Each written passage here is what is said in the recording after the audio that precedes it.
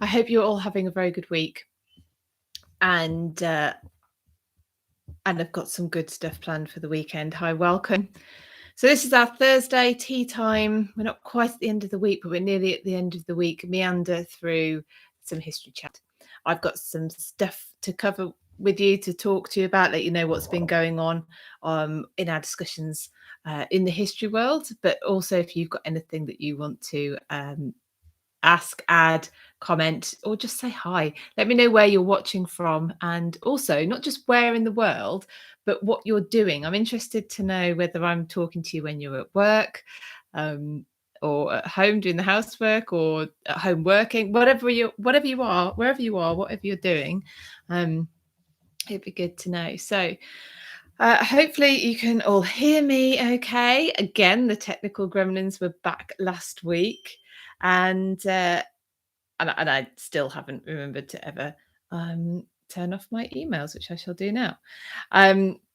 Yeah, the technical gremlins were back last week, and the YouTube stream just completely caved in on itself, which is why the podcast this week, if you're listening on the podcast, this is only 2 days after your previous episode, because I re-recorded it just for the podcast.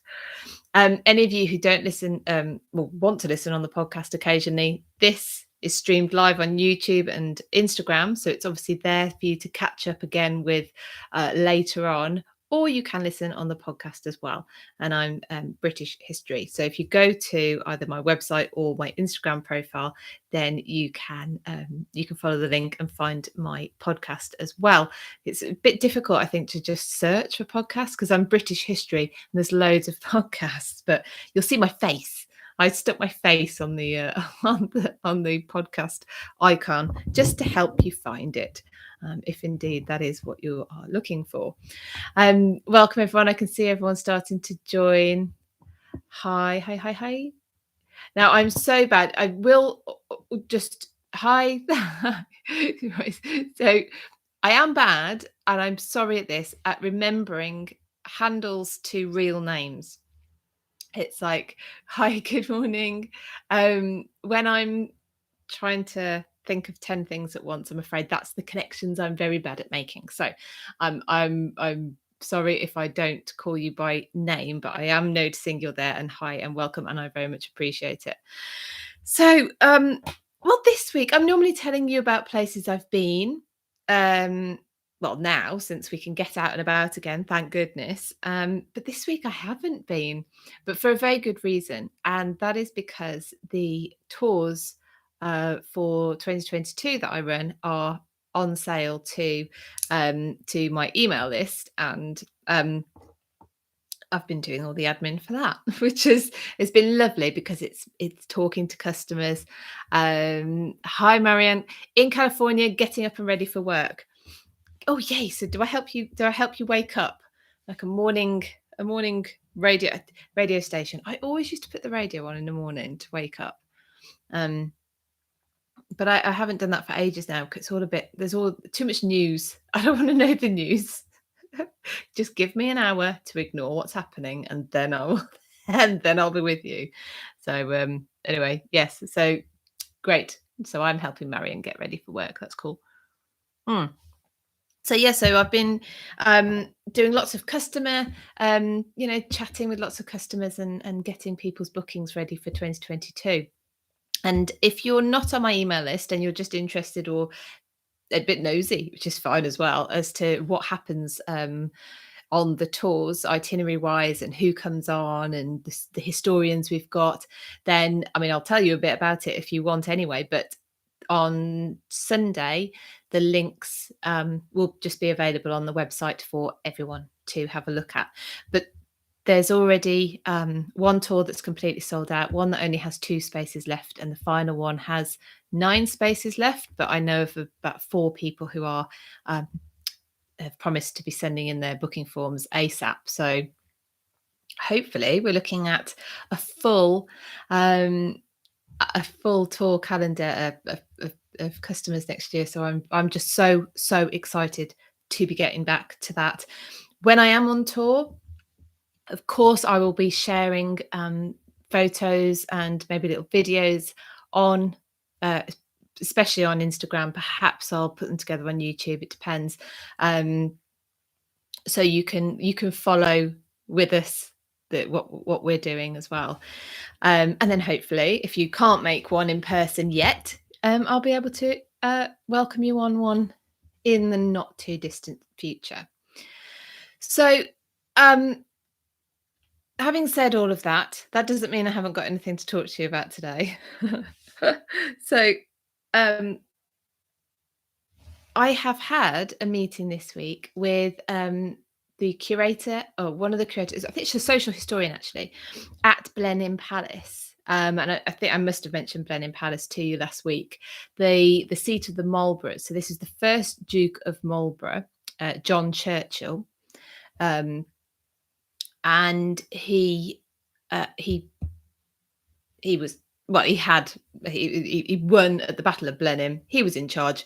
He got his big house. It's a very, very truncated version of the actual history of that. But I met with Antonia Keeney, who's a social historian, to talk about my visit there. I'm going there in a few weeks' time to record a podcast, which will be available middle of November, to talk about Blenheim. Now, Blenheim is contemporary with the. Hi everyone, thank you for joining me. So I'm just saying, I haven't been anywhere in the last week, but that's not to say I haven't got anything to talk about, because I have lots planned in. And one of the places I will be going to is Blenheim Palace.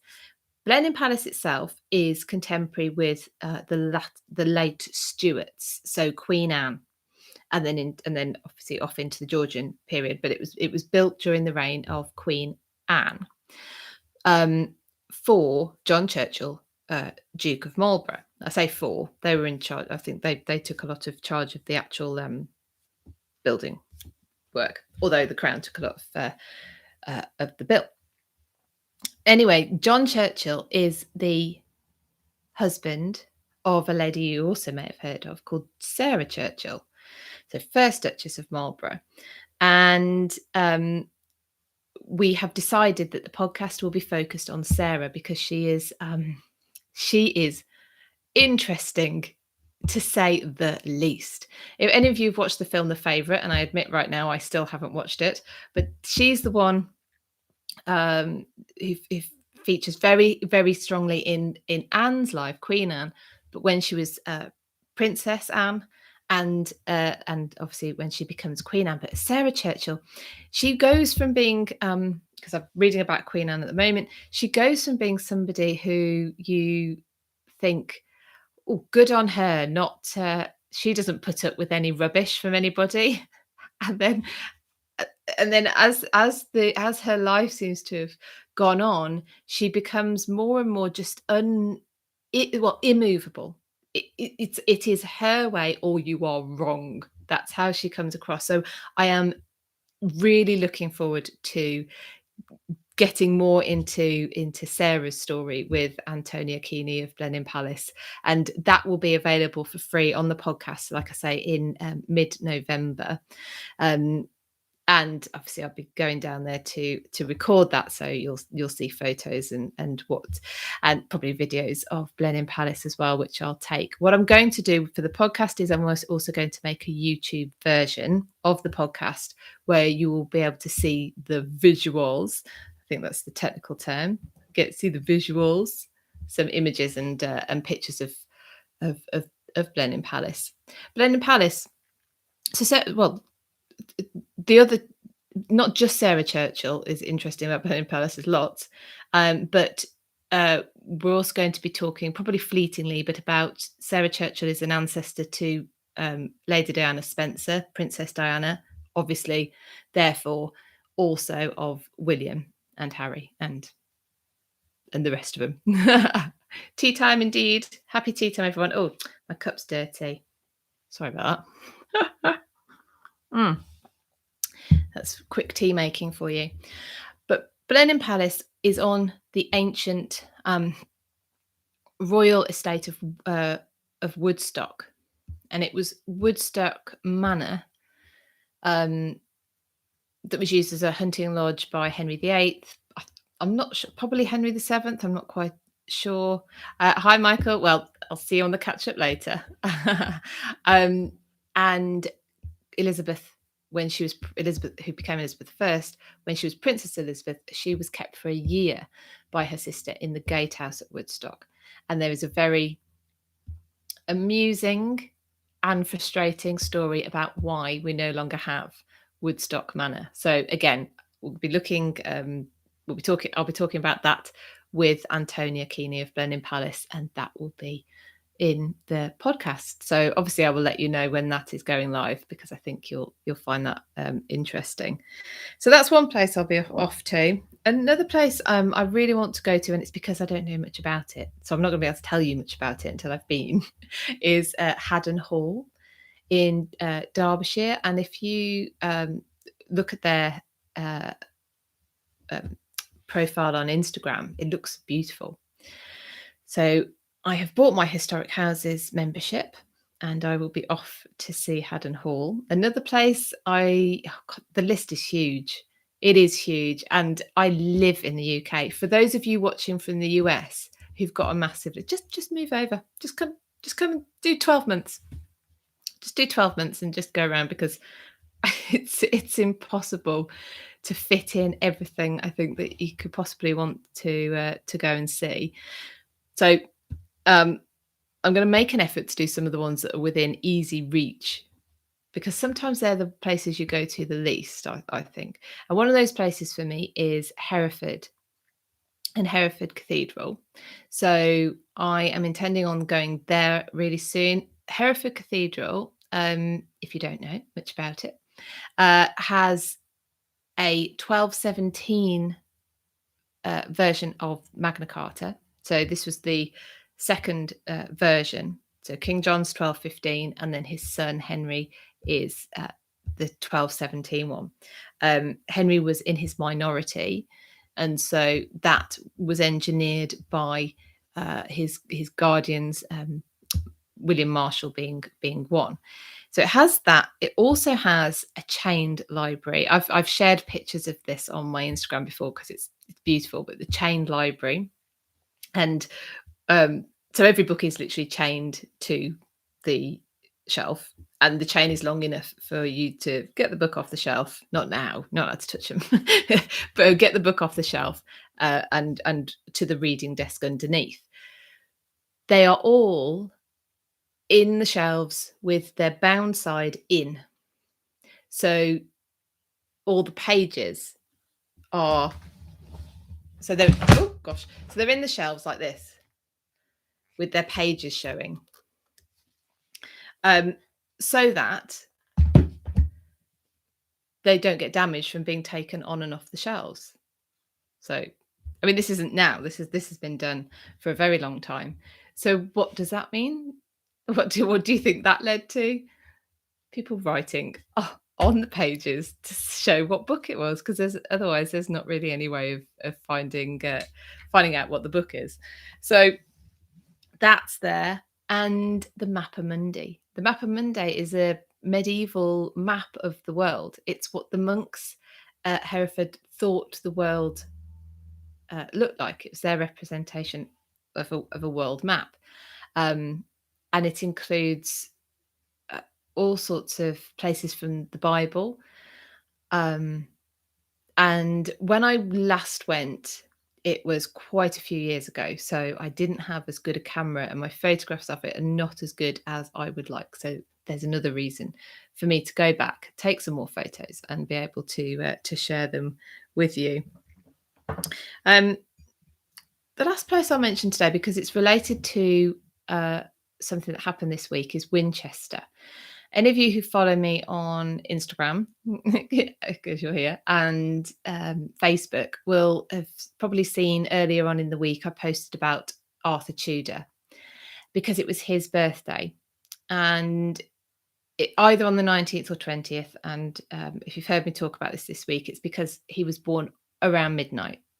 So there's some dispute as to which side of midnight he was born on, but he was born at Winchester Castle. Now, Winchester was the ancient capital of England, of unified England, and so linked to King Alfred, a real king, and then the legendary King Arthur, who may or may not have been a real person, but it's not as easy to pinpoint who he was if he was real. But of course, there's Arthur and the Round Table. Now, in Tudor times, the legend of King Arthur was taken as not as a true story, I suppose. Certainly, it was given gravitas, and Henry VII was very keen, obviously, with their claim to the throne in a hereditary capacity being very weak. He was very keen from the very beginning to basically put a line in that doesn't really exist, and to make those links. So the firstborn had to be born at Winchester. Thankfully for them, he was a boy, so he could be named Arthur. And he's born in the ancient capital. He's christened in Winchester Cathedral, and and he's born at this in this ancient place. Now the Round Table, so King Arthur and the Knights of the Round Table. The Round Table, the Round Table, I don't know, is still in what was the Great Hall of Winchester Castle, which has been multiple things, including, as far as I remember, a courthouse as well, at various points. But the Round Table is mounted up on the wall. And again, if you look at my Instagram, you'll be able to see a picture of it, and you'll notice it's painted green and white. Looks a bit like a dartboard to me. I mean, a nice dartboard, but it still looks like a dartboard. And it's in the Tudor green and white, and that's because Henry VIII had it painted. And there's a face of a man at the top, King Arthur, but looks decidedly like King Henry. So not one to shy away from that kind of association, our Henry VIII. So no problem at all with sticking his face on King Arthur's. So there's Winchester, and I will be going back now. I put on I think I put on the post that Winchester, if you know where to look, it just shows, it's a bit like London, it shows all of its history right back to Roman times. So if you do manage to go, take a walk around, because you won't have to go far before you find Roman walls. You've got a mill over the river showing, I love that kind of history, that social history, that real people history. There's a bishop's palace. There's a jailhouse, and the gatehouses. The West Gate is still there. You can go in and look round. And of course, Jane Austen as well is associated with Winchester because she died there and is buried in the cathedral. So there's another place I need to get to. I might go there around Christmas time. I've got a feeling Winchester will look very pretty at Christmas time. So there you go. Now, I know you all like watching history videos and listening to people do talks, and there's lots of people out there who are doing free talks at the moment, free history talks. Hi, everyone who's just joined, welcome. So I have been watching some online lectures, and I thought I would tell you about them because they are free. Some of the ones I'm going to tell you about are only short. There's only a short period of access to them. There probably is a lot more if you go looking, but there's only so much one can do, is there not? One is called the Gresham Lectures, and if you do sign up to my email, my newsletter, if you're not already, I am putting links to these in my newsletter this week, which goes out Sunday, so you'll be able to get those easily there. But the Gresham Lectures, Gresham College put their lectures on online, and there is a series that I think you would like by Simon Thurley, who has written the book I mentioned a couple of weeks ago called Houses of Power, which are the houses of the Tudor dynasty. And he has a series on there, but they do loads. There's loads of different topics, some history related, not others not. But there's lots on there. So I've put a link in the newsletter to that. And the other one is History Gloucester Festival. No, Gloucester History Festival. Gloucester History Festival has had a series of in-person events for the festival. But what they're doing this year is they're also making, I don't know if it's some or all of them, but available online from the 25th, so that's Saturday, for 30 days. And you can head to their website and choose a talk and get a ticket. Now, you can access them for free, or you can leave a donation if you wish to the festival. So I think you'll love those as well. I am actually going to one of the in-person events. I think it might be one of the final ones. And that is a talk by Tracy Borman. She's going to be talking about Anne Boleyn at one of the churches in Cirencester that has the Anne Boleyn Cup, which I have not seen yet. So I will be going down and seeing that as well. So yeah, I've had a week off going places, but I think I've probably got quite a bit coming up, which isn't too shabby, is it? None too shabby. But Tracy, before I go any further, will be joining me, Sarah, Kat, and Catherine on Clubhouse tomorrow, 5 o'clock London time. So I'm not sure what time that would be. Well, wherever you are in the world, please work it out. But 5 o'clock London time tomorrow on Clubhouse, Tracy Borman is joining us to talk about Thomas Cromwell. Now, Clubhouse now is totally open to. It was for a while by invite, or there's a waiting list. It's all just available now, and whatever phone you've got, I think as long as it's a smartphone, you can get onto Clubhouse. So please do come along, and you can listen to the talk. So Tracy's on tomorrow, but we have regular rooms each week, and obviously you know that because I talked to you about those rooms on here. But yeah, so Tracy will be meeting us. Well, I suppose so. Tracy will be joining us tomorrow at 5 o'clock to talk about Thomas Cromwell. I keep wanting to say Oliver Cromwell. Thomas Cromwell, the Tudor one, not the one that went and bashed up all the. Not the one that bashed up the castles, the one that bashed up the monasteries. So we'll be chatting about him, and then I get to go and see Tracy the following week down in Cirencester. Not bad. And Tracy is joining me on some of the tours next year as well, as a speaker. So brilliant. Very excited about all of that. Now we're on to Clubhouse, though. Let me tell you. So if you're not on Clubhouse yet, and you want to get on and come and follow me at Philippa B. That's just me at Philippa B. And I run two colleagues. I run two clubs with my colleagues on there. Sarah Morris, who's the Tudor travel guide, who many of you will know. Dr. Kat Marchant, who has Reading the Past on YouTube. Her channel is fantastic. And Catherine Brooks, who is the Tudor Tracker. And we're all on there together. And we have two clubs, the Tudor History Club and the History and Culture Club. And like I say, we have regular rooms throughout the week. So I think it's only Tuesdays and Saturdays that there are no rooms. So there's something to entertain you every day. Just to give you an idea, on a Wednesday night, we have the History After Dark room. And last night, it was just Dr. Kat and myself.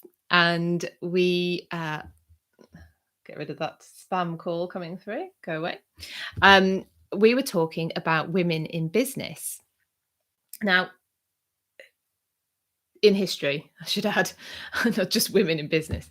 And we were talking about women who've made their own money at a time where we're sort of just led to believe, and I believe in a lazy way, to think that women weren't doing anything.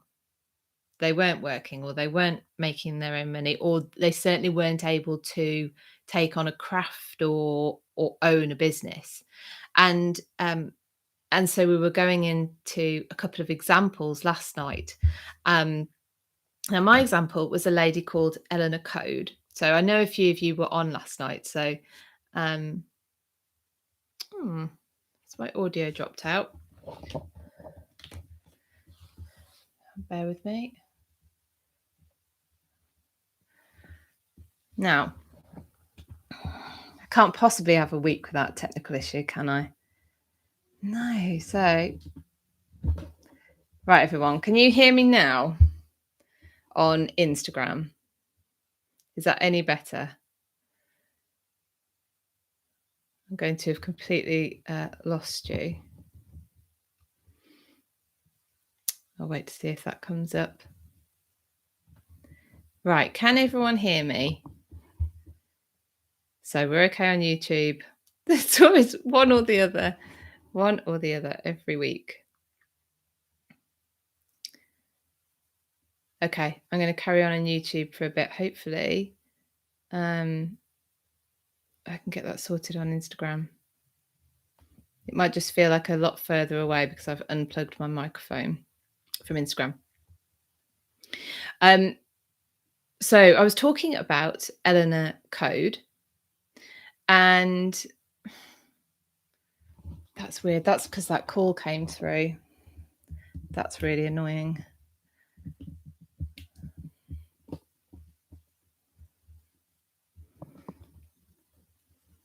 And it was a spam call. It's not even a proper call. How annoying. Okay. I am going to go off and come back on again on Instagram. Sorry, everyone on YouTube. Just bear with me a second. And I will tell you all about what on earth I am going on about.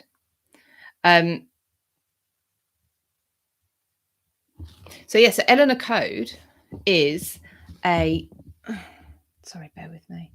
Getting a shot right up my nose on YouTube as well. I'm so sorry. Right, let's give this another go.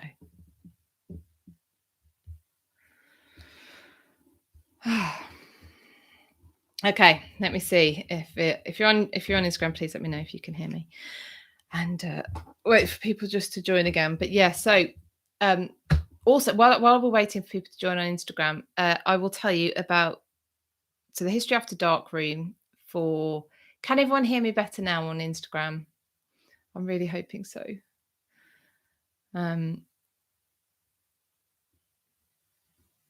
Yeah, so for October, inspired by the quote, brilliant. So for October, sorry everyone for that pause in service. So in October, that quote, well-behaved women seldom make history. That's our inspiration for October. And we are going to cover badly behaved women, but I suppose that's always relative, depending on what you think or how you think women should act. So we'll be looking at warrior women. Boudica has to appear there, doesn't she? But there's plenty of others as well. And again, this kind of speaks to what got us onto the topic for last night about women in business. Women took on roles that we are led to believe they didn't have. And I heard it was for a totally different topic, but I heard somebody say the other day, absence of evidence is not evidence of absence. And I do get concerned that that's how we look at women in history.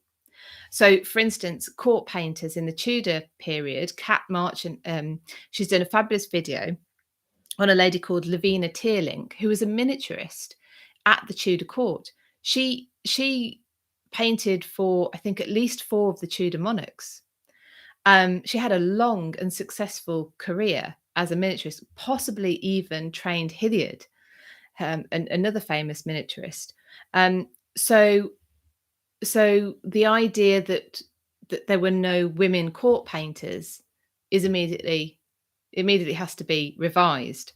Anyway, so there's loads of stuff like that. I just find it really interesting because I think history, if it does anything, should teach us to keep an open mind. This is my opinion, because you have to be able to take in new evidence of things and reassess all the time, because there's no possibility that we're going to know exactly everything that happened at every point in history. And so anyway, I'm babbling a little bit, but I feel really passionately about it because I also think that makes history so just so interesting.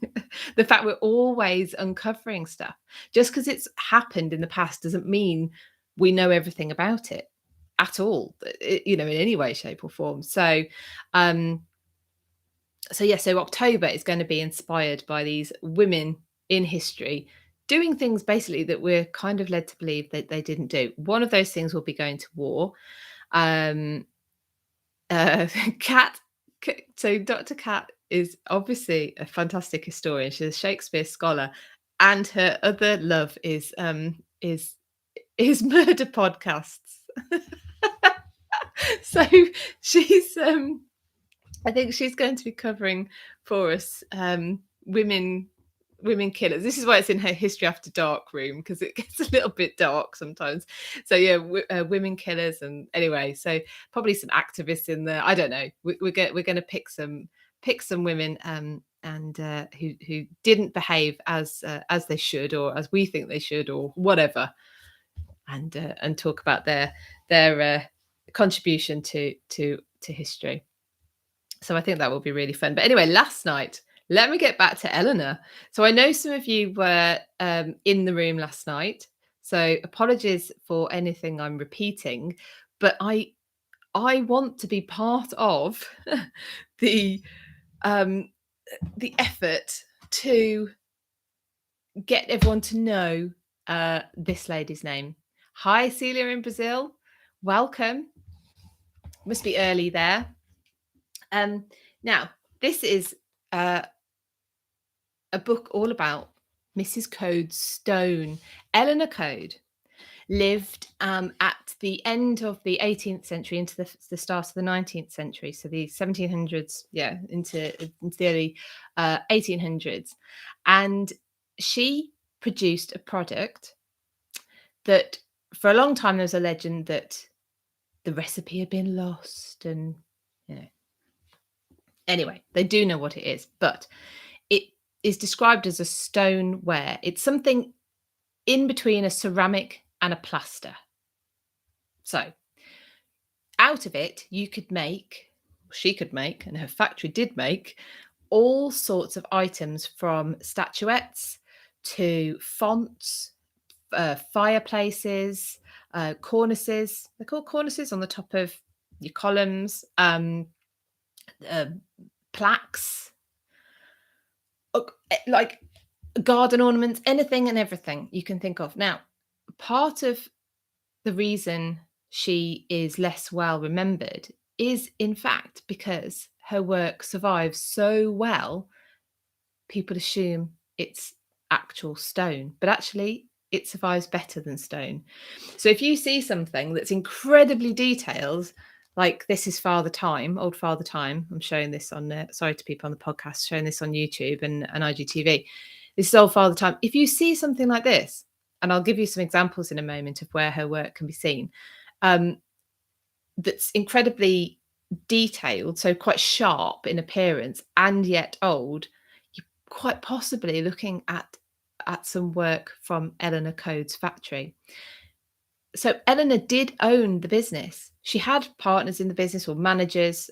She had a big team of men and women, and children as well, I think, in certain roles. But if old Georgian maps of London show her manufactory, as it was called, because they were manufactories, we shorten it to factory now, on the riverbank, on the riverbank at Lambeth. So her manufactory was at Lambeth, and that is shown on Georgian maps as Coade's works.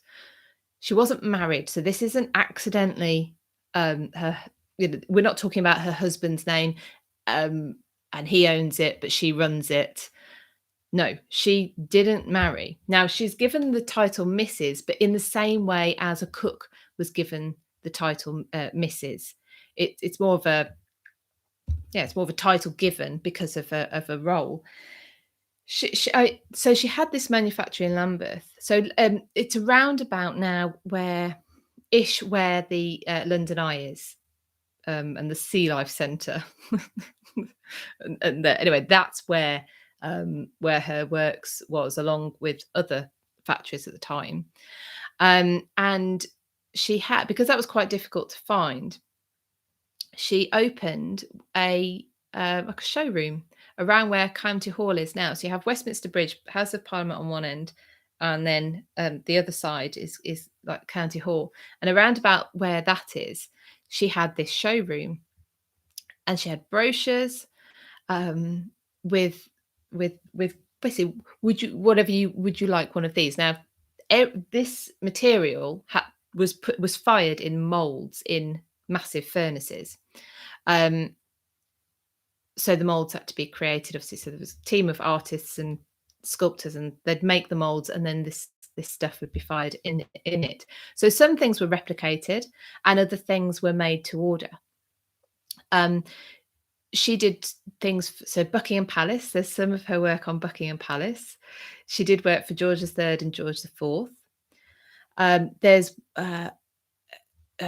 evidence of there's some of her work, at St George's Chapel, Windsor. There was a font as well, but Victoria had that smashed up and used as a foundation for something else. I don't know why. Oh, I didn't realise it's on the back. This is her work in St George's Chapel. It's incredible. It looks just like stone, but it wasn't, and it's better than stone because it's weatherproof, so it's lasting. And I'm going to dedicate a episode next year to Eleanor and her work, because I think she's just very, very interesting. But she's been sort of consigned to architectural and maybe ceramic history rather than any social history. And I actually think she has a place in social history. So that's why I would like to cover her. Because next week, what I'm going to do, next week, not next week at all, next year, what I'm going to do is an episode a month. I'll still be doing my Thursday tea times whatever, each week. I'll still be doing my lives. But in terms of a pre-recorded episode, I'll be doing those per month so that I can do them more in depth. And one of those will be on Eleanor. So I hope, obviously I'll be letting you know when that goes live, and hopefully you will find that as interesting as I do. Anyway, so that was women in business. So she was making her own money. This was 100 years as well before, by the way, when women, I can't remember the name of the act, where women were basically allowed to own things in their own right. Before that, obviously it was possible because Eleanor managed it, but in most circumstances, women owned things if they became a widow, and that was really the only time a woman was independent. But she bucked the trend, which is always fun. So what time are we on? We've been doing nearly 40 minutes now. Thank you everyone for sticking with me. So I've mentioned Tracy.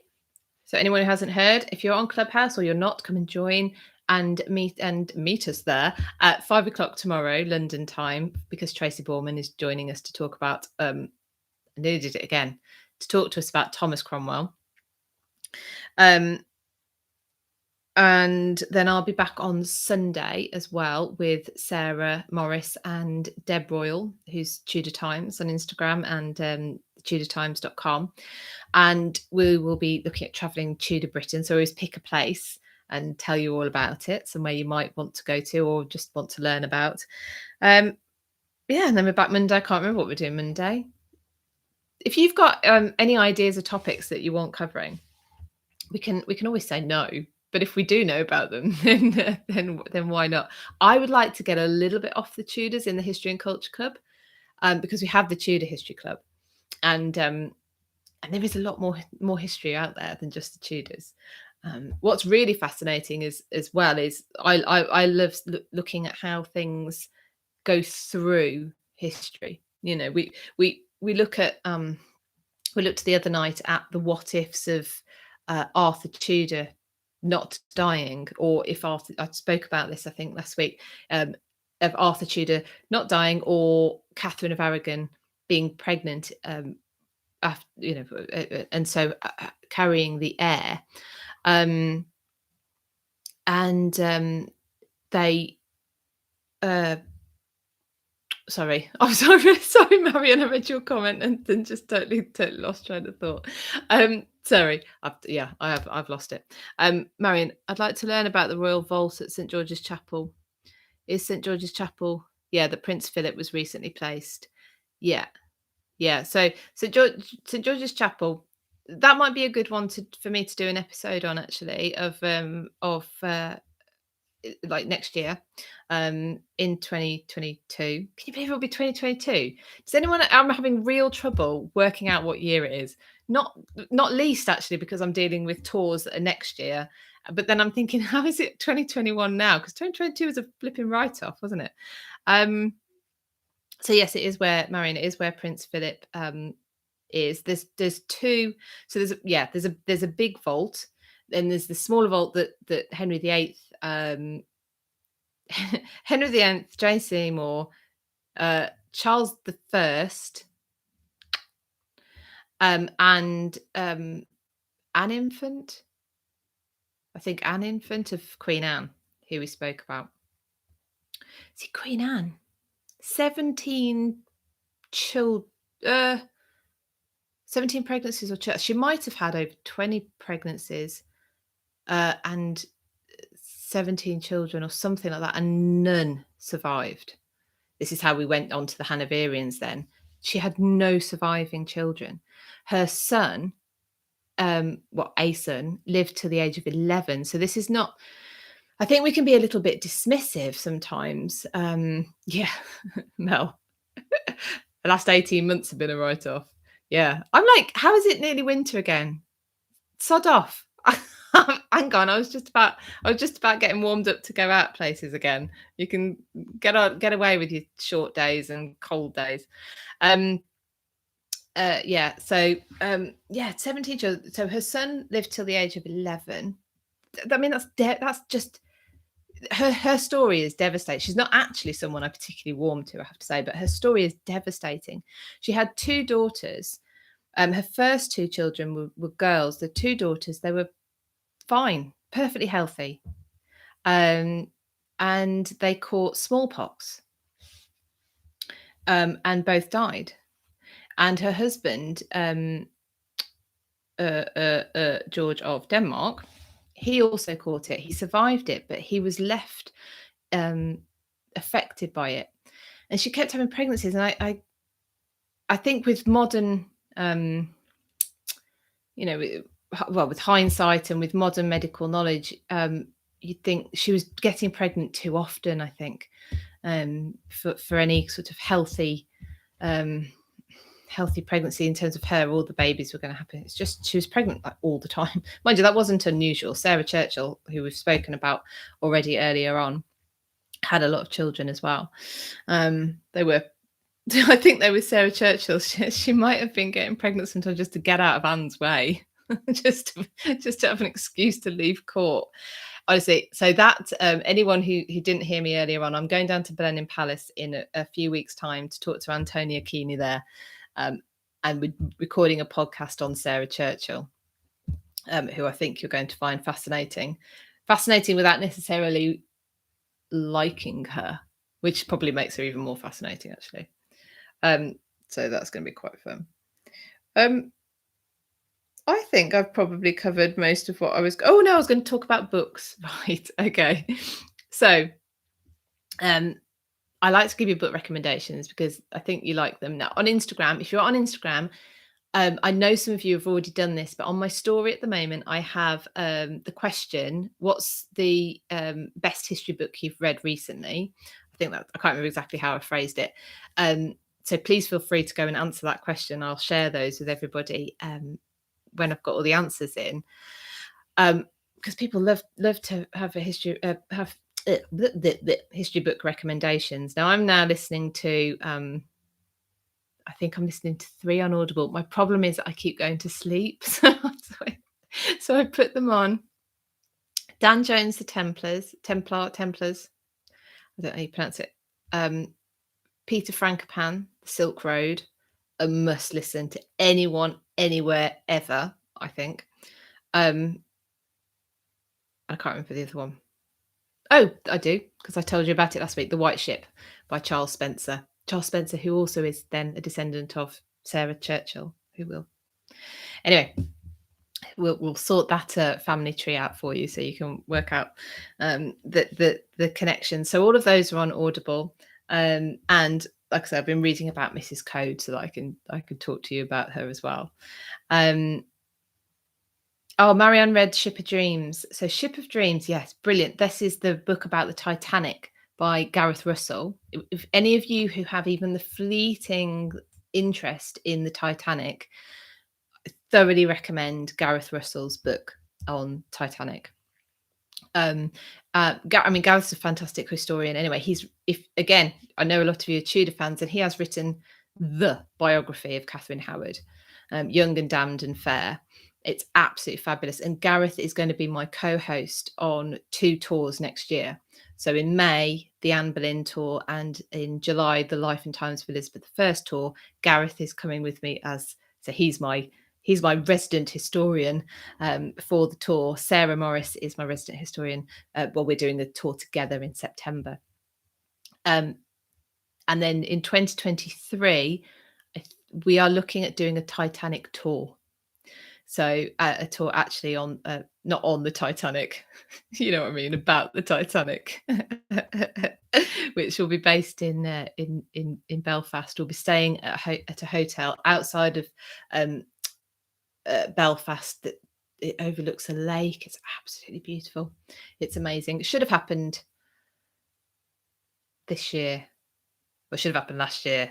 Then I'd skip it on to 2023. So if you're interested in Titanic, again, if you're on my email list, then you'll get information about these tours before anyone else does. So it's worth being on there. It's free. And you come here, so you must not mind too much hearing from me. So yes, and then a non-history related book. Okay, so history. Anyway, does anybody ever read a biography, or normally a biography, something that spans someone's lifetime, and get a little pang of, that's someone's lifetime. Life is short, is it not? If you can read about someone's whole life truncated into a book, let's make the most of being here, peeps. And so this book I'm reading, again, it's on Audible. It was a recommendation from another fellow historian, and it's called 4,000 Weeks. Now, please don't get depressed, but someone's done the maths, and if you live to 80, you have 4,000 weeks. Now, that's depressing in itself, and then don't do the sum that tells you how many you've already had. I think the point of the book is to say, let's use each week, and live it. But it made me think about that thought that I have when I read someone's biography as well, that their life can be sort of condensed into a book. So time concertinas, doesn't it, as you go on. So we've covered quite a lot again. Thank you so much for joining me. Check out the Gresham College lectures, check out Gloucester History Festival, sign up to my newsletter, and there'll be links to them all in there. Come and join me on Clubhouse at Philippa B, so that you can listen into our history chats. You can join in as well, which I know a lot of you do, which is really fab. You can come up and chat, and it's not recorded or anything, and so you just, it's fun and quite I was going to say low key. That's not the word I mean. Relaxed and fun. And I will. I'll be out and about, so I'll keep an eye on my Instagram, keep an eye on Facebook, and you can see where I've been, what I've been up to, and I'll be back next week. So thank you so much for joining me. Thank you for putting up with my technical issues. Seriously, one day it won't happen. But thank you. You stuck with me and I really, really appreciate it. So thank you so much for joining me, and I will see you all again next week. Bye, everybody.